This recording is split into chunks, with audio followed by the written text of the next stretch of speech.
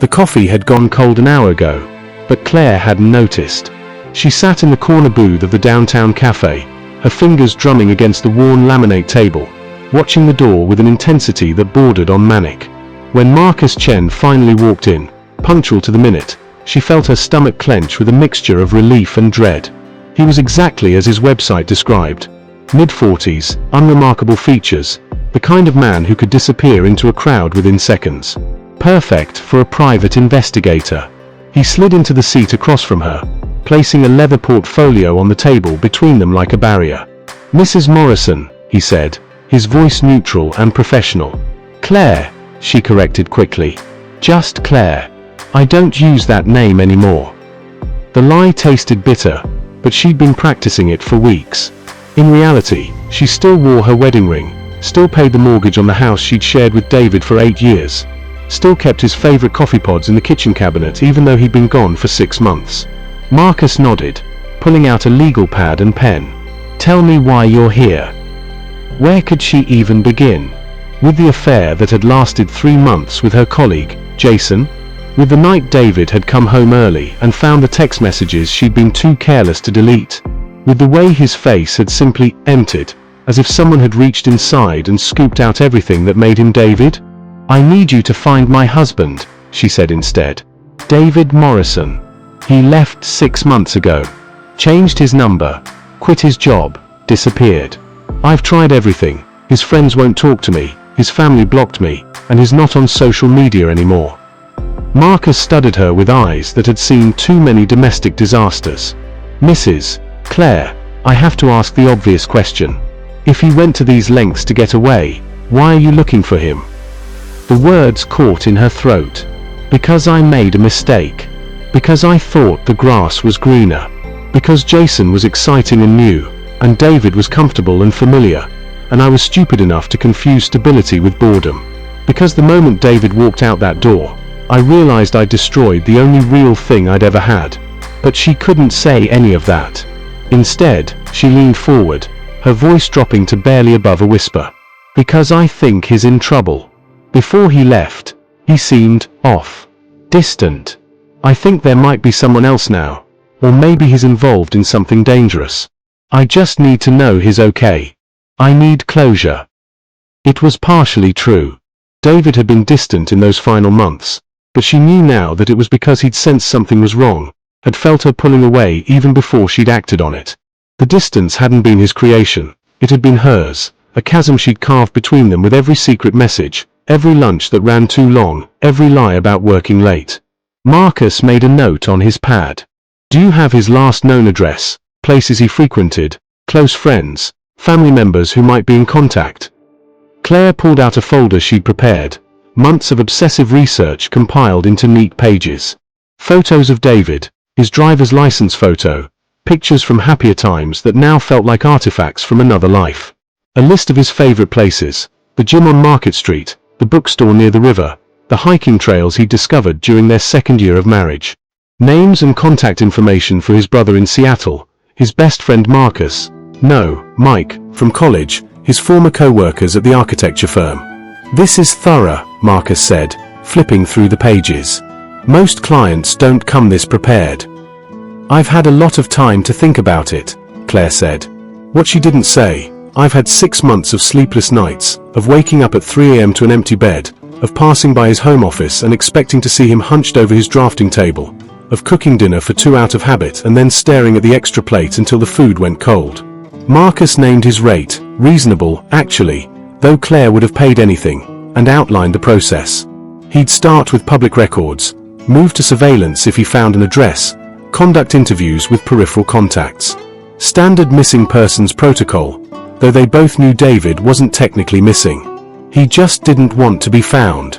"One more thing," Marcus said as he prepared to leave. "What do you want me to do if I find him and he asks me not to share his location with you?" The question hit like a physical blow. Claire hadn't considered that possibility, though of course it was the most likely outcome. David had made his feelings clear by his absence. He didn't want her in his life anymore. He'd probably built something new, something better, with someone who wouldn't throw away 8 years for a few months of excitement. "Tell him." She paused, swallowing hard. Tell him I just want to know he's happy. That's all. I just need to know he's okay. Marcus nodded slowly, and she saw something shift in his expression. Perhaps a flicker of pity, perhaps understanding. He'd probably seen dozens of cases like this. Desperate people trying to undo mistakes that couldn't be undone, chasing after relationships they torpedoed through their own actions. After he left, Claire sat in the cafe for another hour, staring at the cold coffee and wondering what she'd set in motion. Part of her hoped Marcus would find nothing, that David would remain a ghost, forever preserved in her memory as the man she'd loved and lost. Another part desperately needed to know what had become of him, needed to see proof that he'd moved on, found someone better, built the life he deserved without her. She didn't realize then that the truth would be so much worse, and so much more beautiful, than anything she could have imagined. 2 weeks after hiring Marcus, Claire received her first update. She'd been expecting a call, maybe an email, but instead, he'd asked to meet in person at the same cafe. That seemed ominous.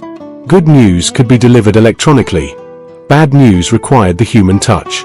She arrived 20 minutes early, ordered a coffee she wouldn't drink, and tried to steady her shaking hands. When Marcus walked in, his expression was unreadable, the practiced neutrality of someone who'd learned to guard his reactions. I found him, he said without preamble, sliding into the booth. He's still in the city, actually. Different neighborhood, but he never left. Relief flooded through Claire so intensely she felt dizzy. Is he okay? Is he with someone?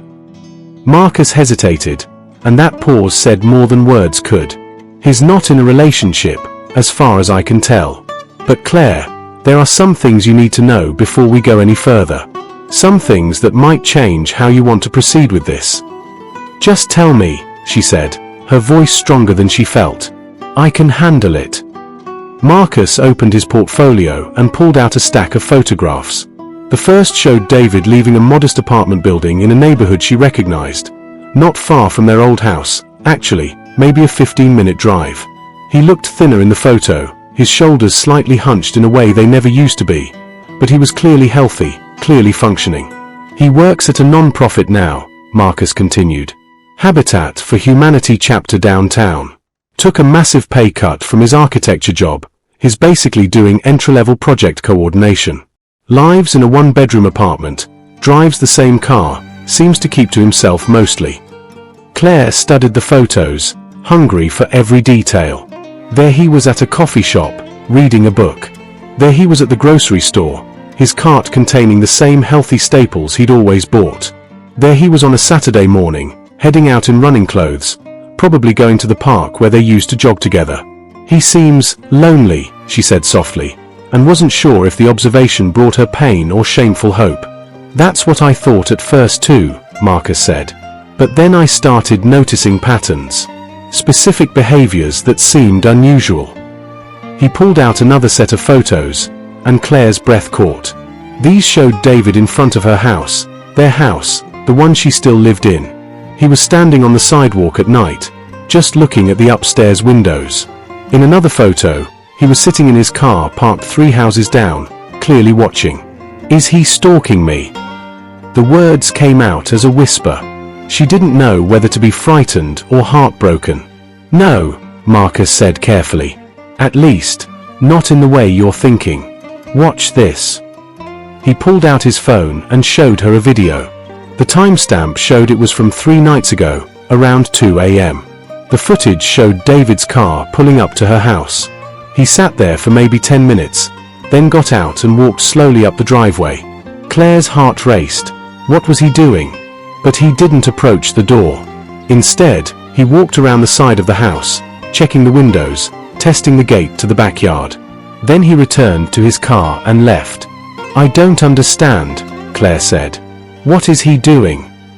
He's checking on you, Marcus said quietly. Making sure you're safe. I've documented him doing this 17 times in the past 2 weeks. He comes by every few nights, usually between midnight and 3 a.m. He checks the locks, makes sure the exterior lights are working, looks for any signs of trouble. Claire felt something crack inside her chest. But why? After what I did to him, why would he? There's more. Marcus pulled out additional documentation. 3 months ago, there was a break-in 2 streets over from your house. After that, David started coming more frequently. He also, and this is where things get interesting, he called the security company that services your neighborhood, told them he was a concerned neighbor, asked them to keep an extra eye on your address. The room seemed to tilt. Claire gripped the edge of the table. I don't understand. He won't talk to me. He won't answer my calls.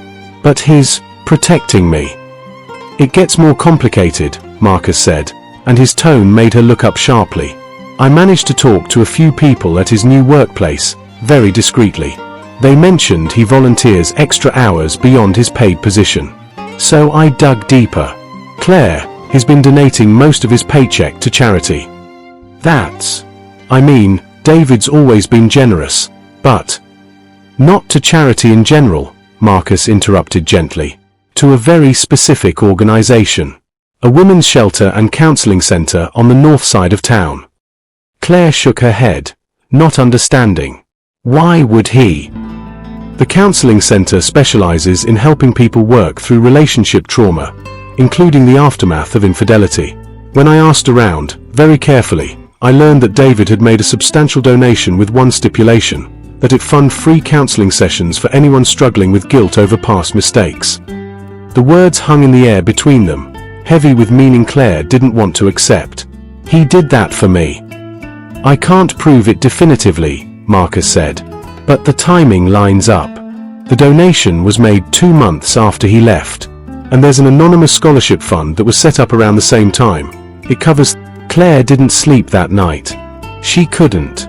Every time she closed her eyes, she saw David's face in those surveillance photos, the hollow look of someone carrying a burden too heavy to bear, the tired slope of his shoulders as he checked her windows at tour, the careful way he walked around their house like a ghost protecting a place he no longer haunted.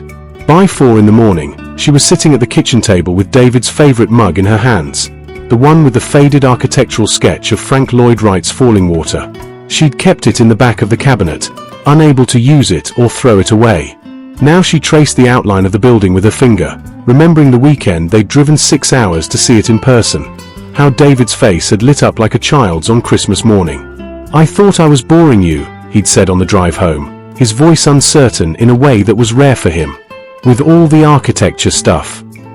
Never, she'd promised, and meant it. Or thought she'd meant it.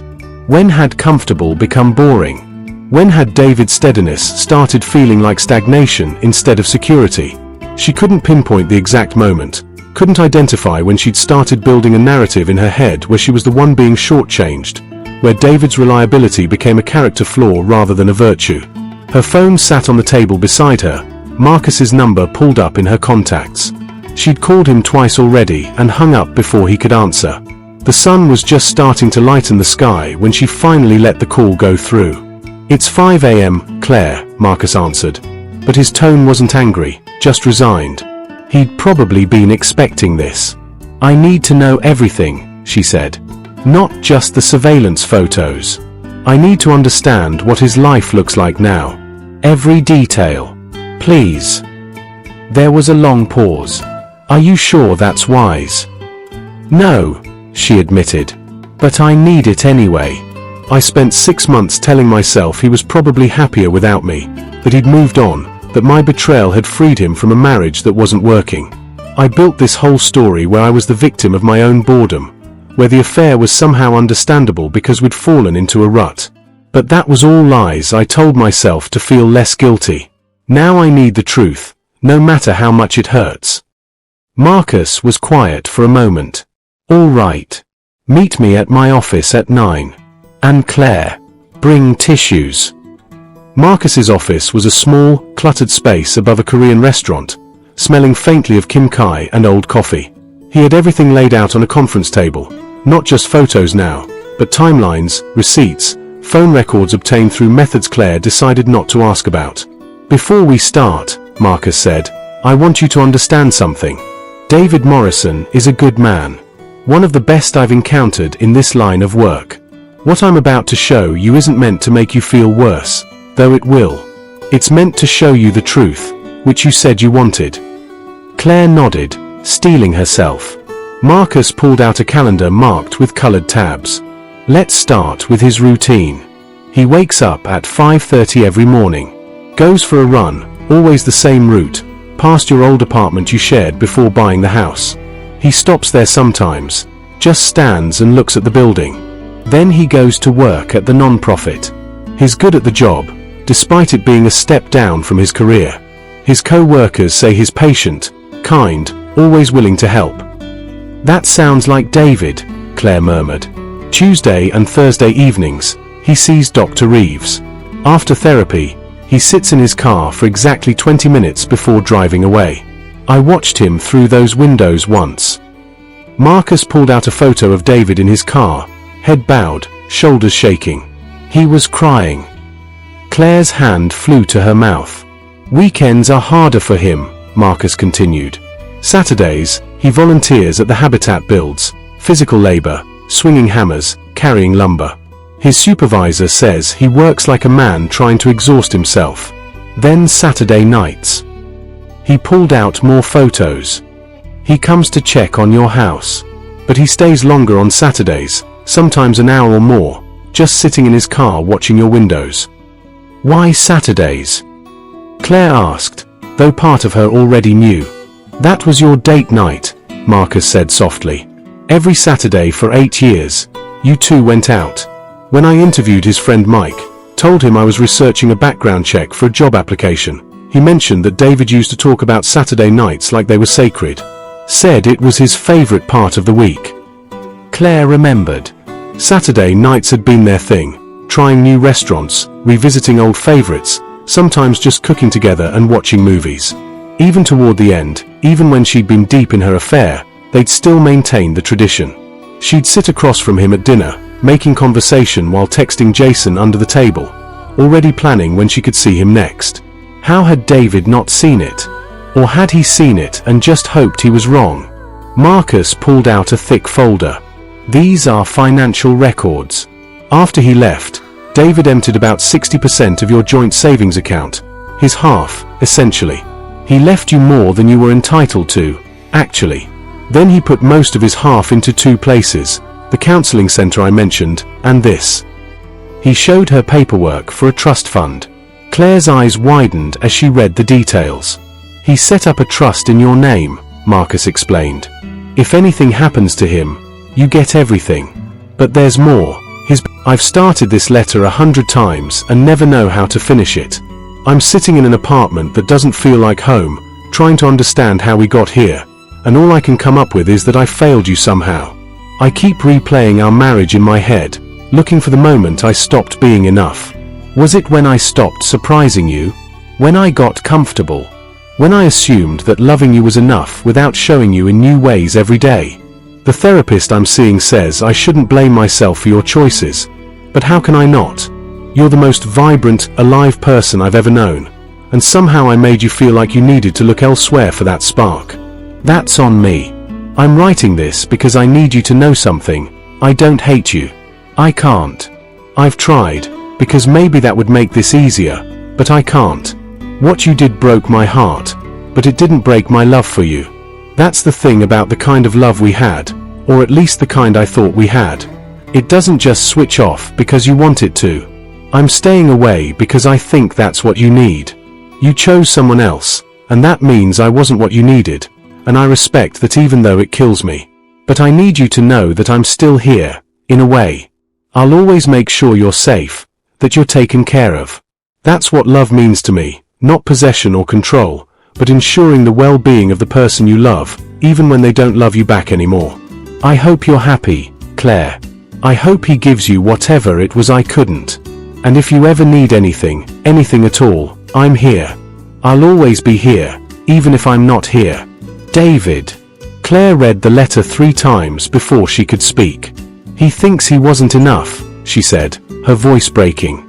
He thinks he drove me away. Marcus, I have to tell him the truth.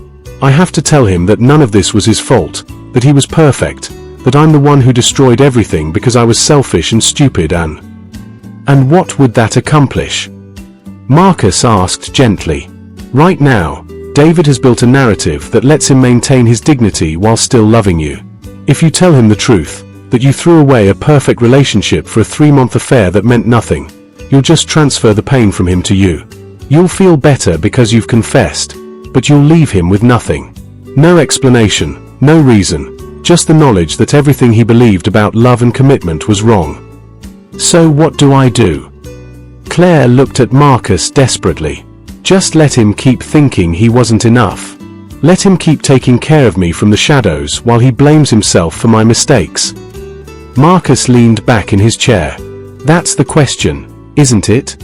What's more selfish, letting him believe a gentle lie that protects his sense of self, or telling him a harsh truth that might destroy whatever peace he's managed to find?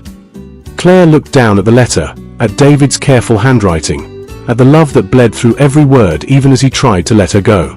She'd spent 6 months convinced that David was probably happier without her, that her betrayal had freed them both from a stagnant marriage. She'd crafted an entire narrative where she was the brave one for acting on her feelings, where the affair was understandable given how boring their life had become. But the truth, laid out in surveillance photos and financial records and one heartbreaking letter, was far different. David hadn't been freed. He'd been destroyed. And in his destruction, he'd still found ways to love her, to protect her, to ensure she'd be okay even as he fell apart. She'd hired Marcus to find proof that David had moved on. Instead, she'd found something infinitely worse. Proof that her betrayal hadn't just broken David's heart, but had shattered his fundamental understanding of himself, leaving him to piece together an identity built on self-blame and silent sacrifice. The report hadn't freed her. It had trapped her in a truth more painful than any revenge could ever be. 3 days after seeing Marcus's full report, Claire found herself doing something she swore she wouldn't do. At 1:47 a.m., she sat in her darkened living room, curtains open, waiting. Since midnight, her heart jumped at every passing car. It was Saturday, and Saturday nights were his longest vigils. At 2:23 a.m., his car pulled up 3 houses down. Claire's breath caught. Seeing it now, in real time, with David actually inside, made everything horrifyingly real. She watched as he sat motionless for several minutes. Then his door opened, and he stepped out into the cool November night. He looked thinner than in the photos. He wore the jacket she'd given him 3 Christmases ago, and that detail nearly broke her. She'd bought it because he was always cold, always sacrificing his comfort to make sure she was warm. David moved with careful quiet. He walked up her driveway, and Claire pressed into the shadows, heart hammering. She watched as he checked the front door lock, just a gentle press to ensure it was secure. Then he moved along the house, testing windows, checking the motion sensor light, examining the backyard gate. It was exactly as Marcus described, but witnessing it transformed understanding into visceral pain. This was David, her David, reduced to checking her locks at 2 a.m. because he still loved her enough to ensure her safety, even though she destroyed him. When he finished and started toward his car, Claire made a decision. Her hand was on the doorknob before her brain caught up. She yanked the door open. David froze, turned. Their eyes met across her front yard. For a moment, neither moved.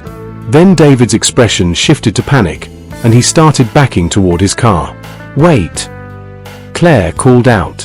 "David, please, don't go." He stopped, body tense and ready to bolt. "Claire, this isn't. I was just. I know what you were doing," she said softly. "I know you've been coming here. The security company. Everything." The color drained from his face. "You hired someone to follow me." "Yes. I needed to know if you were okay, if you'd moved on, if you were happy." She laughed bitterly. "I got my answer, but it wasn't what I expected." David stood frozen. In the harsh streetlight, she could see the toll, new lines around his eyes, clothes hanging looser, exhaustion emanating from him. "You shouldn't have done that," he said quietly. "I stayed away. I gave you space. I've been trying to let you go. While checking my locks at 2 a.m. While setting up trust funds and donating to counseling centers." Claire descended the steps slowly. "You weren't supposed to know about any of that." "Why?" Her voice cracked. Why are you still taking care of me when I'm the one who? Because I love you, David said simply. Because even after everything, even after you chose someone else, even after my heart broke, I still love you. And that's my failing, not yours. My weakness to deal with. You're failing. Claire's voice rose. David, you didn't fail at anything. I'm the one who. Don't. His hand shook as he held it up. Please don't. I've spent 6 months working through this, trying to understand where I went wrong, how I failed you so badly that you needed to find elsewhere what I couldn't give you. I'm finally making peace with it. Don't take that away. But you didn't go wrong. You were perfect. The marriage was perfect. I was the problem. I got bored and selfish and convinced myself I was missing something when I had everything right in front of me. It had nothing to do with you being inadequate. He stared at her, and she saw hope flicker in his eyes, then die. You're just saying that to make me feel better. I'm saying it because it's true. I read your letter, the one you never sent. Every word broke my heart because you're blaming yourself for my choices, carrying guilt that should be mine. David's face crumpled. He broke into my apartment. I asked him to find everything. I thought you'd moved on, that I'd find out you were happy with someone new, and that would be my punishment. Instead, I found out you're still trying to save me while drowning.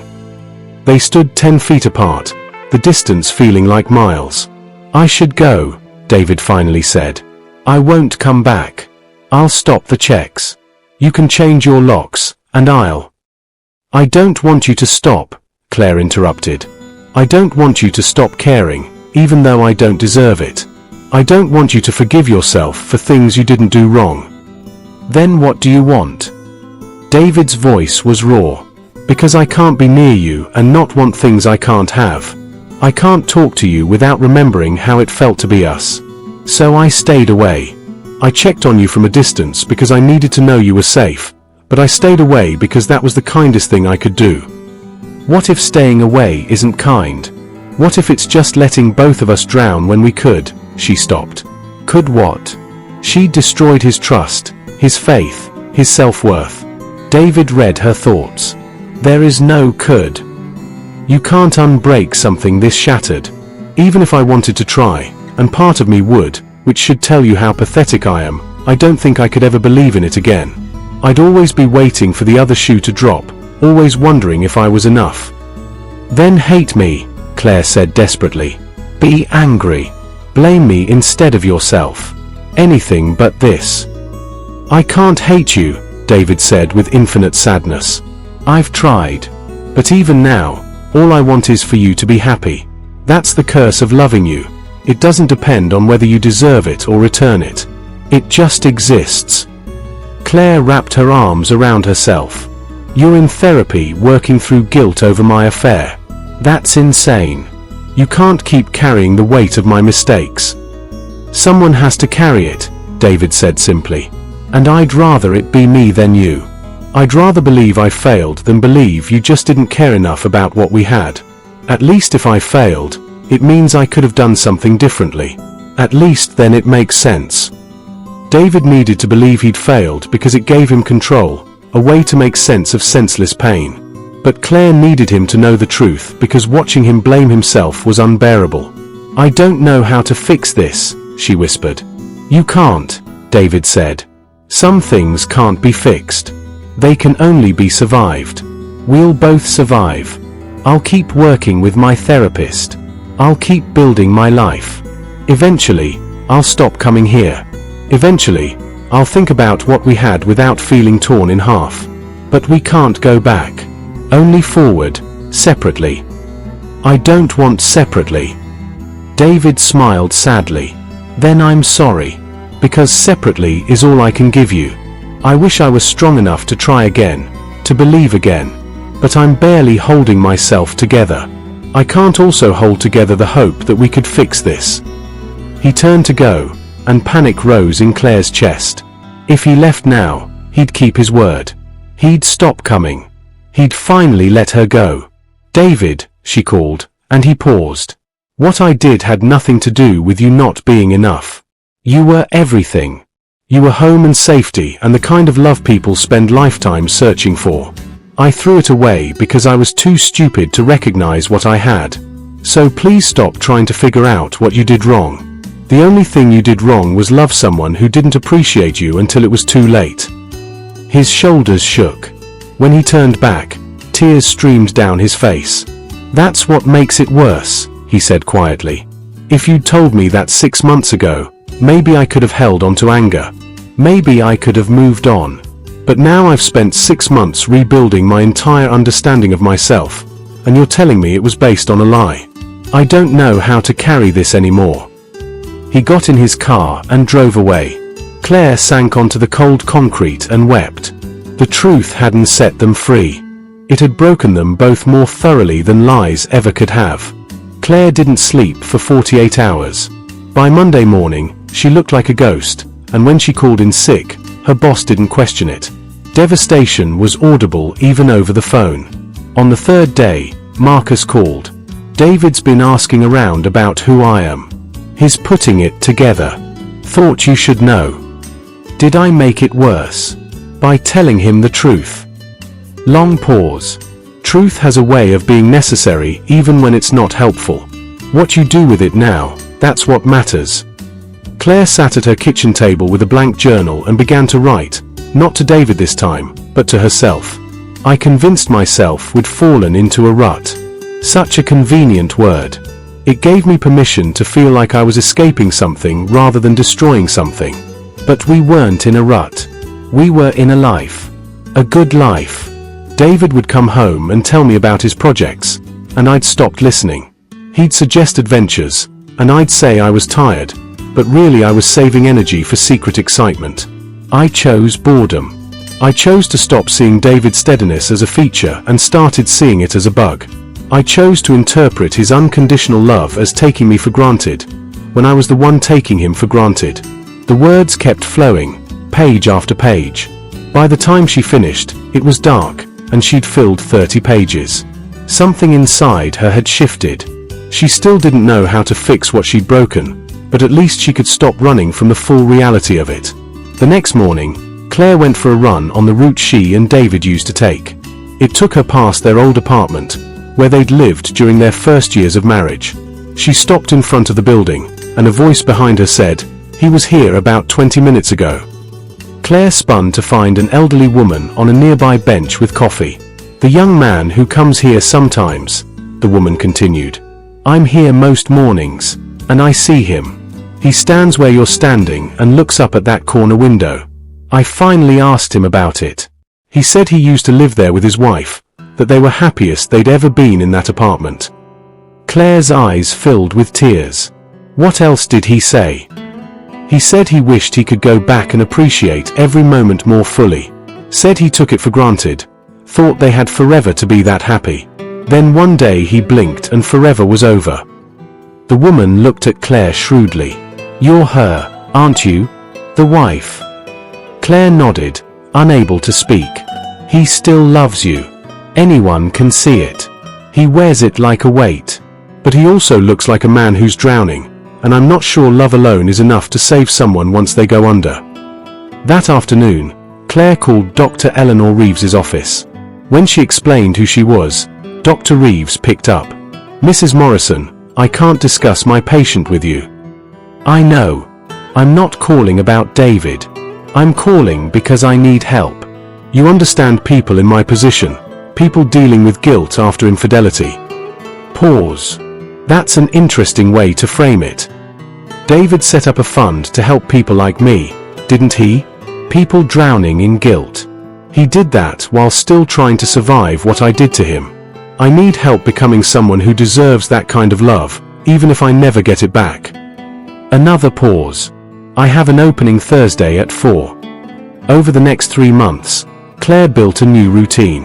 Therapy twice a week with Dr. Reeves, who never let Claire hide behind comfortable fictions. Volunteer work at the same Habitat chapter where David worked, different days so they wouldn't meet. Writing every night, forcing herself to confront who she'd become and who she wanted to be. She learned to sit with her guilt rather than escape it. She learned that understanding why she'd made those choices, the boredom, the craving for validation, the fear of missing out, didn't excuse them but could help prevent future ones. She learned that loving someone and being good for them weren't the same thing. Through it all, she never contacted David, but she knew he was aware. The Habitat supervisor mentioned someone asking about her, and she'd seen his car outside Dr. Reeves's office one evening, though he'd driven away when he saw her emerge. He was still watching over her, even as he tried to heal. The thought was both comforting and heartbreaking. On a Saturday night in late February, 8 months after David had left, 3 months after their confrontation, Claire's doorbell rang at 10 p.m. When she opened the door, David was standing there. He looked different.